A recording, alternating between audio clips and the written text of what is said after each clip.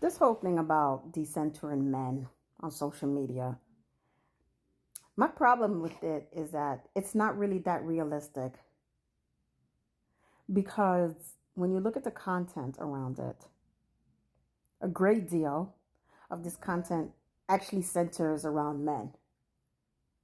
If you've truly decentered men in your life, men should be like, how do I say this?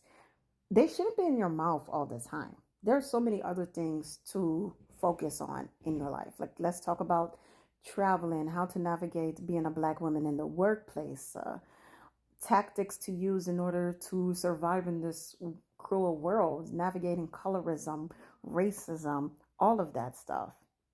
Ways in order, like, how to make ourselves happier, financial stuff, and all of that stuff. Like, that's more about bettering ourselves. So sometimes when I see this content on social media about decentering men, okay, my critique of these content creators, I understand they want what's best for women, but they give into the rage bait a little bit too much for me. I'm also curious to know what this whole movement has to say to women who want romantic love, because sometimes there seems to be like a disc. It may seem as though, it kind of seems as though there's like a disconnect between wanting romantic love and want to decenter men. It's almost as if we want that romantic love for a man, we have to accept the fact that we're going to deal with some type of misogyny, chauvinism at some point.